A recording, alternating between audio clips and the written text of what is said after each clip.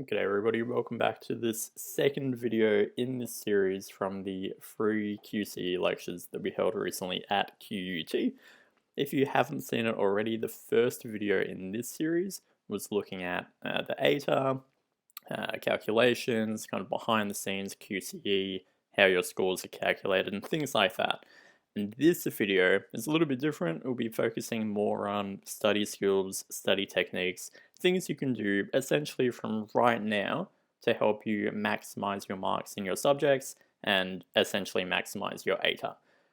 For those who haven't seen the first video, my name is Nick, graduated a few years with an ATAR of 99.65, and I now work for ATAR Notes. ATAR Notes, for those who are unfamiliar with it, basically tries to give you as many free and low-cost resources to help you through QCE and your high school journey. So the point of today is to be as helpful as possible. When I was in high school, I had quite a few similar presentations. I went to some and some others kind of came to my school. And some were really useful, which was great, but others I found not that useful. And if I think about the reason that some were more useful than others, I think the point was this. The ones that I didn't find useful or even found counterproductive were the ones where the presenter was saying things like, Nick, in order to get a good ATAR, you have to study in this particular way, or you have to do, this particular thing, or you have to give up this hobby or change this technique and things like that. And I was sitting there as a student thinking, well, what if that doesn't work for me, So what I want to make super, super clear right off the top is different things very clearly work for different people. And so there's not just one way to get a good ATAR. And something I think that will become consistent through this presentation is the idea that those people who get really good marks, they're not all necessarily doing the exact same thing, right? They're not all studying the same way or the same amount or even studying the same subjects. Different things work for different people, and I want to make that super, super clear. But the basic idea or the basic question that you might have at the moment is, well, irrespective of what subjects I'm doing or where I'm at with my study, what can I do now to improve my marks or to increase my grades? And for that, I have 5 main tips. Again, at the end of this, if you have questions, the best way to contact me will be through the ATAR Notes forums, where you can ask any questions you have or whatsoever. So tip number 1, let's go through them bit by bit. Tip number 1 is have a system, which seems pretty general, and it is, but I'll become a little bit more specific. The idea for me, or the benefit of having a system, is that when you're not sure where to start with study, which sometimes can be the case, it can be quite overwhelming sometimes, you're able to rely on your system to give you some kind of support. So the system, or systems in general, can relate to a number of different things. One big one for me was time management or time organization. And from my experience, there are 2 kind of main techniques that people seem to use, either study timetables or to-do lists. As you can see, we have articles on each on atarnotes.com. Now, study timetables are quite popular. This is a photo from one of our tutors. So you can see that their study timetable was really, really specific and quite comprehensive. So that goes for, I believe, the entire month. So Monday, Tuesday, Wednesday, Thursday, Friday, Saturday, Sunday, all through the entire month from, 7 a.m. until about 11 p.m. So the entire day they've got mapped out. So that could be relating to school, they've got other work or employment in there, gym, friends, study outside of school, dinner, going to bed, other commitments. They've got it all mapped out. Now, that's great if it works for you. For me, I've actually never been a big fan of study timetables. I've tried it a few times and really, really didn't like them. And the reason that I didn't like them personally was because they made me feel confined or restricted to doing certain things at certain times.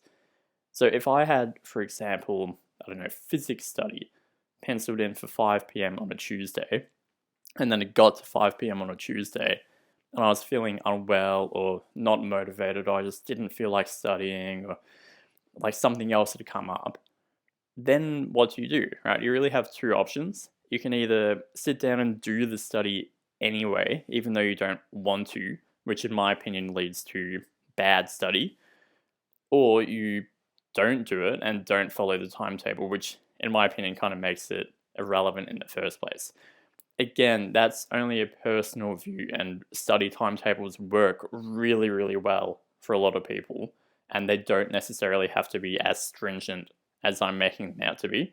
But that's why I personally preferred to-do lists. Now, to-do lists to me have some of the benefits of study timetables. They give a visual representation of what needs to be done, and they're easy to check off kind of task by task. But to me, there's a big difference between a good to-do list, a really specific one, and a bad to-do list. If you have on your to-do list something like get good ATAR, that's obviously not achievable on a day-to-day basis. It's not really measurable. It's not time-bound. And these are all things you've probably heard before. So to me, a to-do list is good when the specific tasks are really clearly articulated. Now, how I did it was I'd write everything that I wanted to get done on that day down on my to-do list. I did this all through year 11, year 12, all through uni, and I still do it in full-time employment. It works really, really well for me.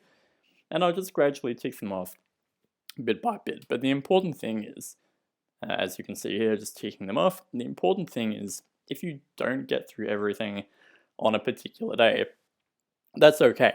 Right? That doesn't mean that you've failed the day or anything like that. In fact, I don't think I've ever got through an entire to-do list on any given day. The important thing, though, to realize is that you don't then just forget about that task that you didn't get finished. Right? So let's say you're doing methods practice questions, let's say chapter 6, and that's on your to-do list, but you don't get around to it. What you do is then put it onto the next day's to-do list, tomorrow's to-do list, and you put it up the top, or you make it in bold, or you highlight it, or you make it really big. As you can see here on the image, I've highlighted. The idea here is the more days you leave it, or don't get that task finished, the more disgusting it becomes on the page. So it might become really, really big, or like really weird font, or something like that. And this will sound really, really weird, but by the end of it, when that happened to me, I started to get motivated to do that task just to get the disgusting look off my to-do list. It kind of became a secondary motivator. So it's okay if you don't get through the entire to-do list, but don't then just let those tasks fall off the face of the earth. Continue them kind of onto the next day until they do get done. Of course, having a system can also extend beyond time management or beyond organization. For example, I had a book system. Stick with me. I had 3 different notebooks for practically all of my subjects.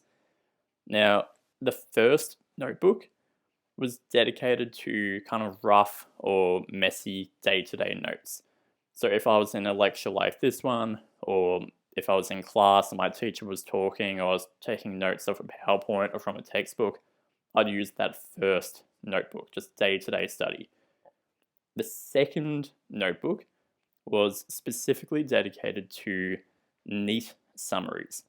So if I got to the end of a topic or a chapter or an area of study, and I wanted to summarize what I'd learned, I'd do it very neatly in that second book, and I'll come back to these summaries shortly. And then the third notebook was for practice questions. Now, practice questions could have been from a textbook, or things my teacher had given me, or things I'd found online. Didn't really matter. The point is, each notebook had a very clear function. And the benefit of that was when I then was looking for things later in the year, if I was trying to find a particular kind of area of study, or if I knew I'd done a question somewhere but couldn't remember where, I knew where to look. It was really easy for me in my mind to know where things were. Of course, if you're doing your notes digitally. You can do a similar thing. You could have a different document for your rough notes and then clean them up into neat summaries and have another document for practice questions and so on. Personally, I took almost 100% of my notes, in fact, maybe even 100% of my notes by hand. Again, that's not to say that you should necessarily, although I do think there are a number of benefits of handwriting, not least the fact that in your final exams, you'll be handwriting. So it kind of makes sense to me to practice that skill.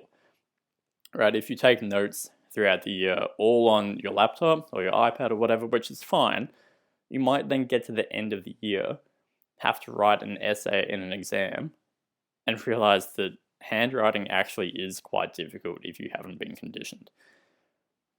So I had my three notebooks.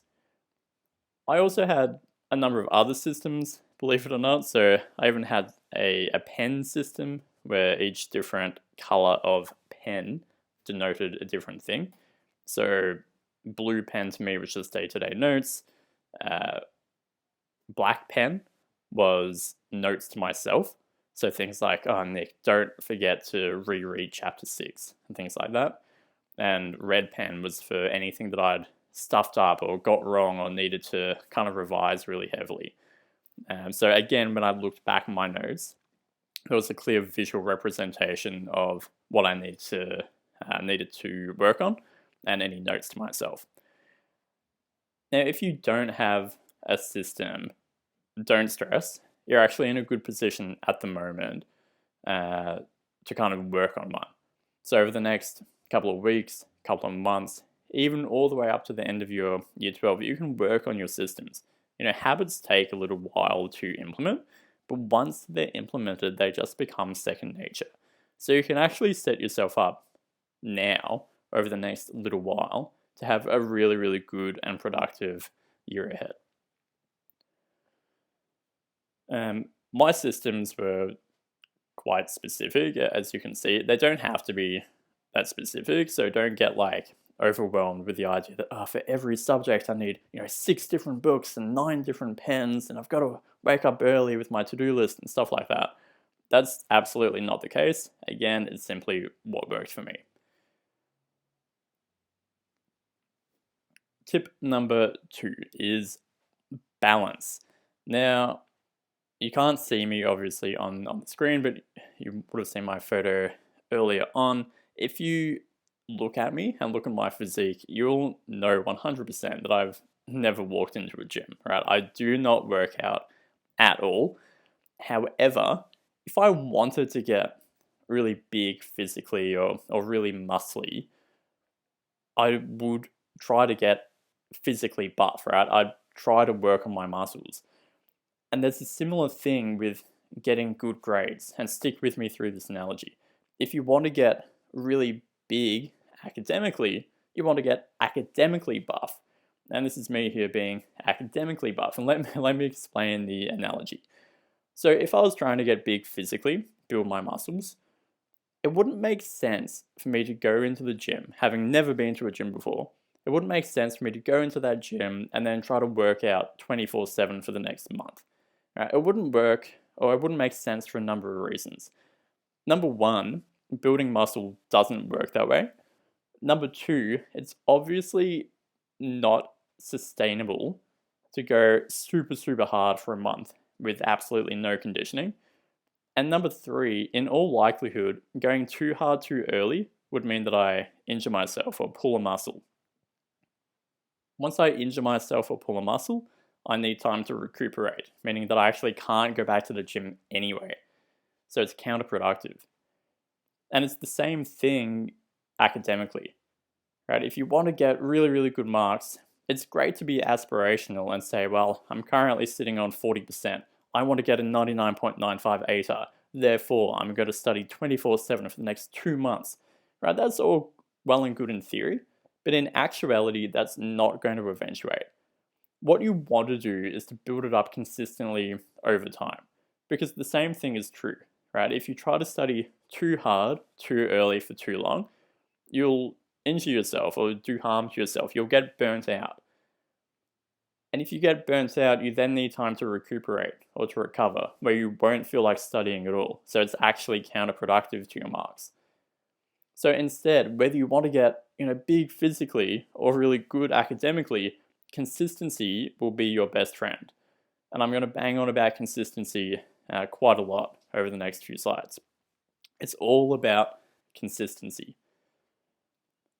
So how do you keep that balance and maintain consistency throughout the year? I think a big part of that is kind of knowing yourself and knowing how you study well and knowing what to prioritize. For example, I personally never studied at night. I can honestly not think of a single time that I studied after dinner, apart from working on my folio, which was a little bit different, didn't really require the kind of mental rigor as some other subjects. So I can't ever remember studying at night through year 11 or year 12. And the reason for that is I personally don't study well at night. When I tried earlier on in high school, I got really frustrated. I was very tired, had no motivation, just wanted to go to bed or relax. And so I took that into account, and through year 11 and through year 12, studied in the morning primarily. So I got to school a little bit early, studied just a little bit every day, stayed after school a little bit and studied just a little bit every day, and then went home and relaxed. And that was the case even through the exam period. Right, when other people were cramming the night before an exam, I was watching the cricket or reading the paper or just relaxing. So I never studied at night. I took time for things that were important to me, so hobbies. I traveled through the holiday periods because it's all about considering the long game. And again, this is where consistency comes in. I was able to do this and set my study up in this way, not studying at night, traveling, so on and so forth, because I was consistent through the year. If I left too much, too late, then I wouldn't have been able to do this. Then maybe I would have felt like I needed to pull an all-nighter to get stuff done or to be prepared for a test. And then if you start pulling an all-nighter, obviously the next day you'll be tired. So you won't be studying as effectively or studying as well. And so as a result, you have to pull another all-nighter because you have to catch up on the study you didn't do through the day. And you can see how it can snowball really, really easily or really, really quickly. And that's why balance and consistency is important in getting, as I call, academically buff. Obviously a bit of a silly analogy, but one which I hope kind of makes it clear how important it is to not go too hard over too short a period of time. Okay, tip number 3, when you study, actually study. It seems obvious, seems intuitive, and yet every single day, so many students across Australia would not actually be studying when they think that they're studying. Now, you might be familiar with the concept or the idea of sitting down for a study session, you've got your books open and whatnot, and you study for, say, 3 hours. Awesome. But then at the end of it, you close your book and you think, I actually don't know what I got out of that. I can't remember what I was even studying. I feel really frustrated. And that's common, right? I've felt that as well. I'm sure everybody, at least to a degree, has felt that at some point through high school. I think a big part of that is due to distractions and split attention. So for me, that most commonly occurred when I sat down with my books, but also had my phone there or my laptop there, or kind of friends around me who were distracting. The thing is, say you're reading notes from a textbook and taking notes yourself in one of your notebooks. Let's say you're doing that and then you get a snap on your phone, or somebody messages you on Insta or something like that.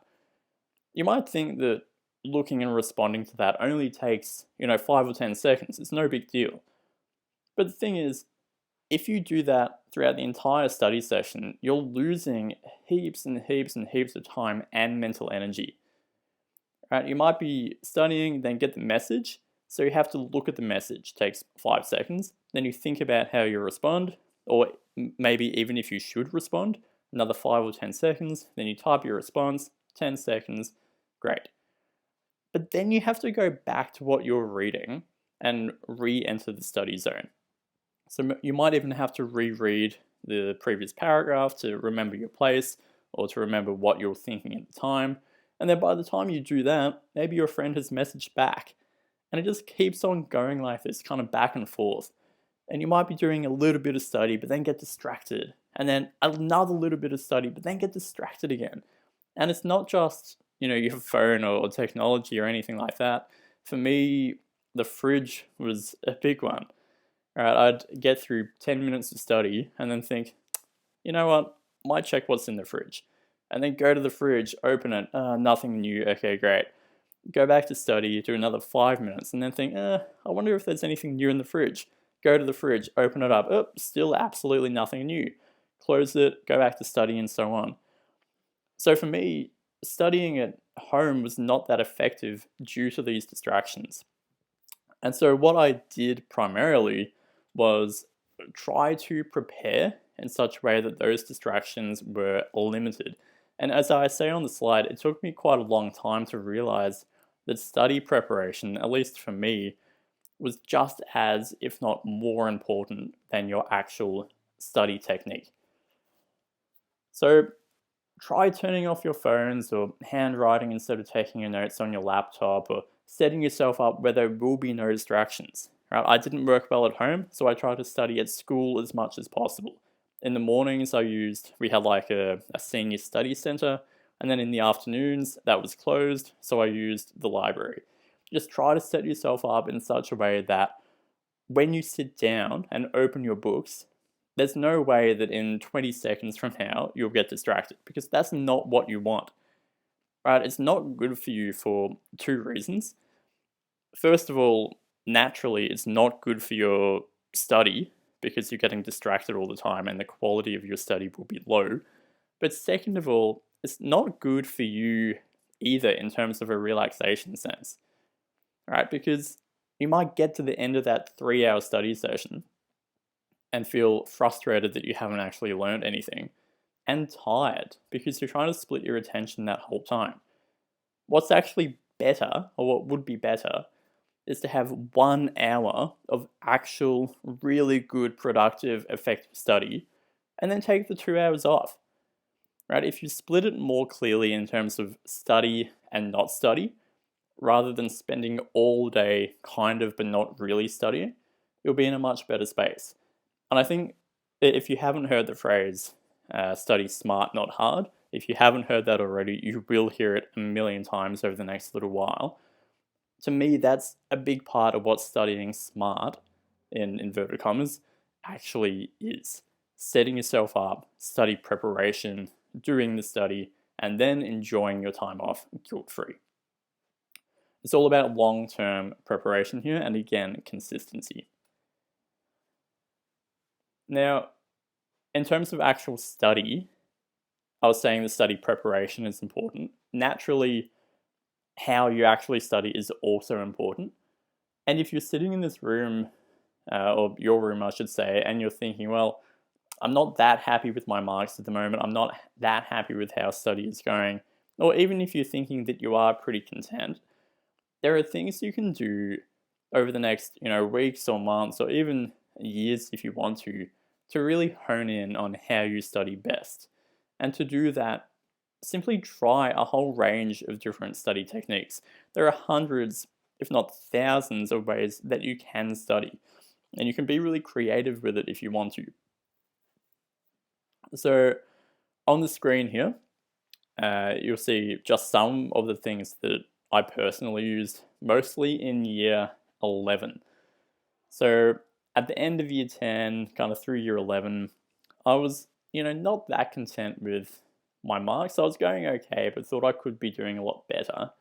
And so I spent a lot of that year just trying out different things and seeing what worked for me.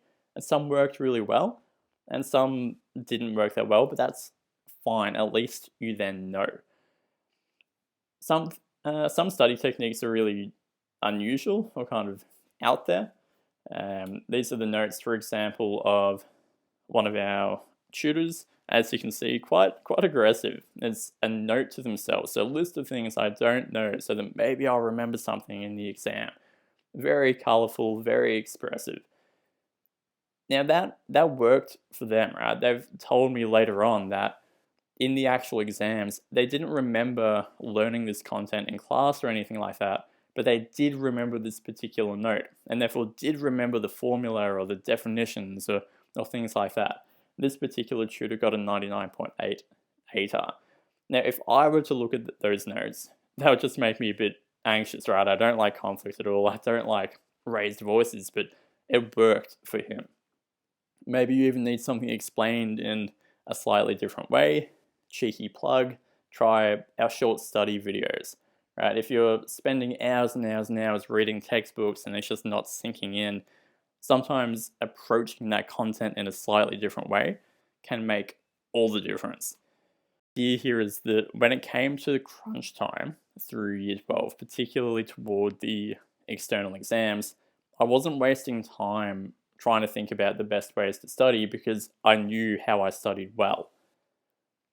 Right, through year 12, because I'd done this kind of testing or preparation of different study techniques, I was really confident with the way that I was studying, meaning that I could spend more time actually learning the content and working out how to answer question types and things like that.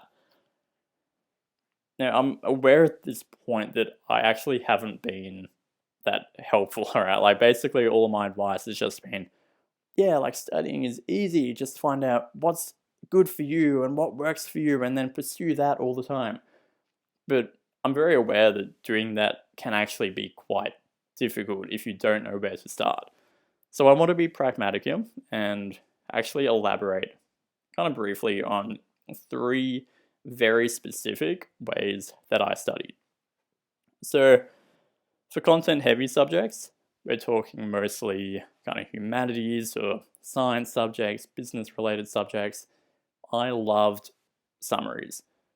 And I mean, I really, really loved summaries. Like, a lot of people use summaries, but I used them heaps. Basically what I do is, say I was learning from a chapter of a textbook. What I'd do is I'd read through that chapter, and then I'd try to summarize the entire chapter onto one page, one A4 page. But then what I'd do is I'd take the A4 page and try to summarize that into half a page. And then I'd summarize the summary of the summary, and then summarize the summary of the summary of the summary, and so on, until I had everything condensed into kind of 2 or 3 sentences or one short paragraph. And doing this for me had 3 main benefits. Benefit number 1, it actually improved my English writing skills, because you have to think really carefully about what information is the most important and what you can kind of leave out of the first summary and the second summary, but is necessary in the third, or things like that. You have to learn how to write in a concise manner while still hitting all the key points of the content. So it was actually beneficial for my other subjects as well, plus English. Benefit number 2, it gives you a really good mental kind of understanding of the content, because you need to map out the hierarchy, as I was saying, of what's most important and what's a little bit less important, and how things interrelate, which at QCE level is so important to have a good understanding of. And then the third summary, which to me was probably the most useful, was at the end of the year, I had all these summaries, like these 1-page, these half-page summaries of all the different topics that I'd done. And then I could give those summaries to anybody, to a family member, friend, teacher, hairdresser, like whoever it was, and get them to test me on it. So I could say, hey, I know you didn't study this particular subject, say psychology, but can you please test me on whatever's on this page? And what I found personally was that if I could explain it verbally, I could probably write it just as well. To me, I think I'm a better writer than I am speaker. So if I could explain it verbally, I went into that test or exam confident that I could also explain it in the written word.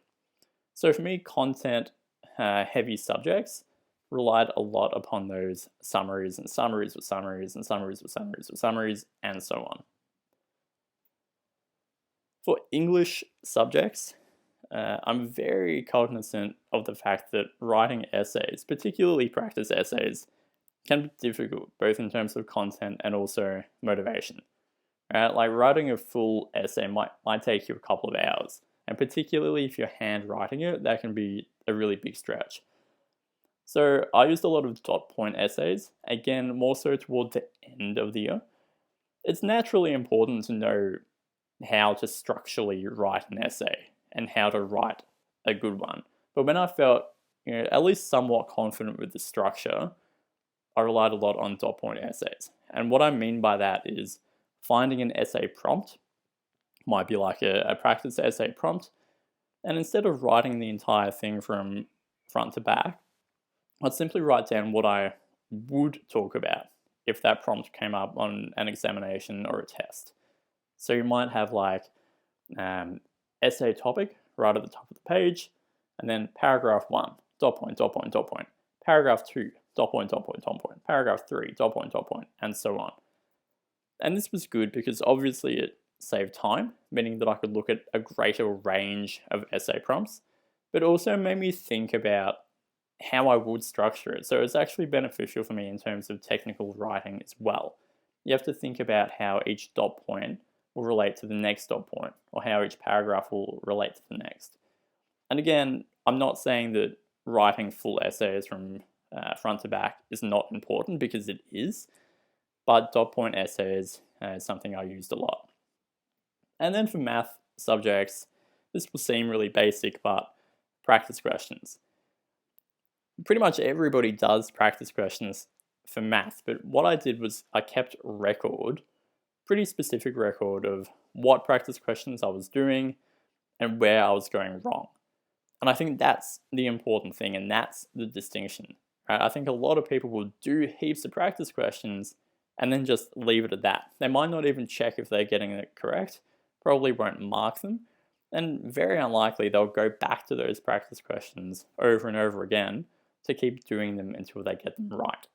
And that's probably where I differed. So what you might even like to do is keep track of why you're losing marks. For example, are you misreading the questions? Do you simply not know the formula? Was it a silly algebra mistake? Having a good understanding of why you're losing marks is golden information, because it means you can hone in on that weakness and make it a strength. Otherwise, you're relying on intuition, which will only get you so far. Great, let's move on to the fourth main tip, which is doing the small things well. And I said earlier on that the people who get good marks, and I'll reiterate this at the moment, the people who get good marks traditionally, at least in my perspective or my experience, they're not doing anything drastically different. Right? They're not waving their magic wand. They're not. They don't have access to different study materials necessarily. What they're doing is they're doing small things consistently well. Right? Those people who get the 99 ATARs, they're not studying 24/7. They might even be studying less or for a shorter time than people getting a 98 or an 80 or a 70 or a 60. But they're doing it in an intelligent or smart way. And those small things that I'm talking about, I refer to as net gains. So a net gain is something small that adds up over time. So on any particular day, doing this net gain or not doing it probably won't make a huge difference. But over the course of time, it really adds up. And doing this gives an advantage over other students. So a lot of the examples I use are kind of the stereotypical study advice you'll get. To get good marks, you have to stay hydrated and have good posture and pay attention in class and sleep and eat well and whatnot. All of that is totally 100% true. But let's think about why that's the case. Well, for me, I'll just tell a very, very quick story here. for me at the end of, I guess, the end of year 11. As I mentioned, I was in that position where I was doing okay and getting okay marks, but I was a little bit frustrated because I felt like I could be doing a lot better and I didn't really understand why my marks weren't higher than they were. At the end of each year, my school gave out what they called Academic Excellence Awards. And it's a pretty token award, but it was essentially given to the top 30% or so, maybe even more, of the entire year. So if you're in the top roughly third of the year, you'd get this academic award. And I was never given that from year 7 all the way up to year 11. And I was frustrated. I felt like I had the potential to be getting those really good marks. And so at some point, I decided that maybe it wasn't the way that I was studying necessarily, or at least partially. And maybe it was more my study preparation, as I was mentioning earlier. So I made a few really small changes. For example, I bought a drink bottle. Seems really, really basic, but that drink bottle I took everywhere with me. So to every single class, whether I was at home, whether I was at school, took that bottle all around with me, and you'd be amazed how much more you drink just on a day-to-day basis, just by virtue of having that bottle there conveniently. I didn't feel dehydrated in previous years. I didn't get home and think, oh man, I really need a drink. But once I had that bottle in front of me, it was so much easier to drink, and I was drinking heaps and heaps more without even really trying. And I honestly felt the effects of that almost immediately. My mood was better. I could study a little bit longer because I had fewer headaches, things like that. And those are the things that add up over time, right? If you're dehydrated for one day, that's very unlikely to hugely affect your ATAR. But if you're dehydrated every single day between now and the day that your exams finish, of course that will impact your marks due to the aforementioned reasons, right? You'll be able to study less, your mood will be worse, you'll get more headaches, so on and so forth. And so these are the things that add up over time. And let's say being more hydrated, to continue that example, let's say it means you study for 5 minutes extra per day. Just 5 more minutes each day. And you won't even really notice this. But 5 minutes more per day across a period of, say, 40 weeks, that's roughly 200 study days. 5 minutes per day is 1,000 extra minutes, which is absolutely massive. Imagine all the extra things you could do with 1,000 minutes as an advantage over what you would have had otherwise. So many more practice exams, so many more practice questions, more revision, things like that. And the idea here is you're not really even thinking about it. On a day-to-day basis, 5 minutes more is practically nothing. But over a long period of time, that's how those things add up, and that's how those things, apart from obvious health reasons, that's how those little things consistently will benefit you. Fifth and final tip is simply using what's available to me.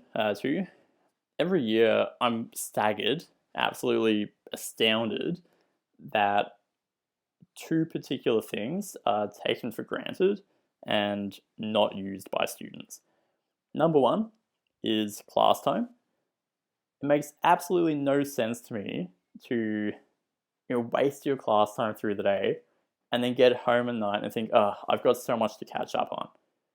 Wouldn't it make more sense to simply pay attention in class, do your work there and then have the night or home to relax and use that time as you will? Obviously, personal situations will differ from person to person, but to me, it makes so much sense to simply pay attention in class and use that time that's actually allocated to study. And that's not to say that you have to be, sitting up the front of the class every single day and bringing your teachers apples and things like that. And, if your friend talks to you, say, oh, no, sorry, I have to be paying attention to this. Not the case at all. But don't go out of your way to, distract others or to be distracted, because you're only really hurting yourself. So class time, really, really big thing. I think that's a big reason of why I could be in the position to never have to study at night because I've done stuff through the day. And the second thing that people seem to avoid for some unknown reason to me is teachers. Now, I get it, like through early high school, it's really easy to see teachers as like the enemy or the ones who punish and things like that. But when it comes to QCE, they're on your side, right? They want you to do really, really well. And in many cases, they'll go out of their way to help you. So some of my teachers that I'm thinking about at the moment were amazingly beneficial to me, but only because I pursued that help. Right? They'll obviously help everybody as much as they can in class, but if you don't kind of approach them outside of class, then there's only so much that you can do, or so much that they can do. And again, that's not to say that you should be emailing them every hour with, hey sir, hey miss, how do you study well? How do you get a really good QCE mark or whatever? Like, give them a bit of space. But when you have the opportunity or when they're available, go up to them, ask them questions, see how you can improve. See how your answer could benefit from maybe a different structure or a slightly different tone. They know their subjects inside out and they'll know what's required to do well, so you should make the most of that opportunity. Otherwise, on the QCAR website, as I have on the screen at the moment, there's heaps of really good information, not only about your subjects, as we covered in the previous video, so things like how you'll be assessed and whatnot, but also in terms of the general QCE system. Really do recommend having a browse around the QCAR website if you're unsure. And of course, we also have the free ATAR Notes resources. And I'm aware that for a lot of QCE students, ATAR Notes will be a new thing. As I mentioned in the previous video, we've been around in Victoria and New South Wales for the last 10 years or so, where the ATAR has been really established. But for a lot of QCE students, it will be new. So I'm just going to go through really, really briefly what's available to you. So you have free QCE notes. Literally thousands have been uploaded. They're all free to download.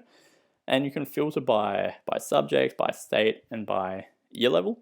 Basically, current and past students have just uploaded their own notes as like a universal pool of notes. We have the free forums, which again will be the best way to contact me if you have any questions whatsoever about anything at all. On the forums, they're really great. There's an individual section for each QCE subject. So let's say you had like a biology question. You could jump onto the biology section and ask whatever question that is. And we've got a small team, actually a pretty big team now that I come to think of it, of past, current students who will be more than happy to help. And you'll also find guides like the one on the screen at the moment. So a lot of our tutors and other forum users and even our lecturers are uploading free resources that you can use all the time. The free videos for a range of different QCE subjects, again, they just go through things in a slightly different way. They're short and easily digestible, all available on YouTube. We have our newsletter. If you're an ATAR Notes member, you'll receive this regularly. It just goes through kind of new resources available to you, important dates, things to be aware of, ways you can improve, ways you can get feedback and things like that. If you're not already an ATAR Notes member, you can register at the link on screen, so atarnotes.com/register. All accounts are totally free. We have free articles, hundreds and hundreds of articles, both subject specific and more general. Again, all totally free. We have podcasts as well, which you can browse and listen to. These lectures we typically run in each school holiday period, like the ones we ran recently at QUT. Again, 100% free. You're welcome to attend as many lectures as you want. Bring your friends. These videos, of course, are based on the lectures that we ran, but they're absolutely no substitute. It's a little bit different to actually being there in person. And of course, we have our QCE study guides, which you can kind of browse and get a preview of and also purchase if you wish from our online shop. We have complete course notes for a number of different subjects, which run through everything you need to know, and also text guides for your English texts, and a lot more coming over the next few months. And if you're interested, again, I mentioned this in our previous video, but TuteSmart is tutoring by ATAR notes, and it's specifically tailored for the new QCE system and subject syllabi. Classes run every single week at QUT, and you get a whole lot more as well. So you get the online resources, all classes are recorded, and you get access to your tutors as well. If you have any questions about TuteSmart or you want to know more, feel free to head to tutesmart.com or get in contact with us. We'll be more than happy to chat. You can try TuteSmart for 2 weeks by following the link on screen. So in summary, the 5 main tips I had for getting a good ATAR or increasing your marks. Number 1, have a system. That can relate to a number of different things. So we spoke about time management, but we also spoke about the way that we take notes, things like that. Number 2, keeping balance by doing the things that you still enjoy and not trying to study 24/7. Remembering, if you want to get academically buff or academically muscly, the best way of doing that is consistency, not trying to cram 24/7 for the space of 2 months before exams. Number 3, when you study, actually study. Big part of that is reducing distractions available to you. Therefore, study preparation, such an important element. Number 4, doing the small things well, remembering the net gains that we spoke about. Those little things can have such a big impact over time, they really do add up. And number 5, using what's available to you. Free resources online, your teachers, your other students, parents, textbooks, other guides, anything you can get your hands on will all make a difference. All of these slides, I'll point out, are also available at our free notes section at atarnotes.com/notes. And again, please do feel free to get in contact if you have any questions at all. Best way to contact me or any of our other tutors or lecturers is on the ATAR Notes forums. My name is Joseph41 on the forums, despite my real name actually being Nick. And again, please do remember TuteSmart if you're interested. Thank you so much for joining me for these 2 quick videos, and I hope to see you at the lectures in person next time around. Thanks and enjoy your day.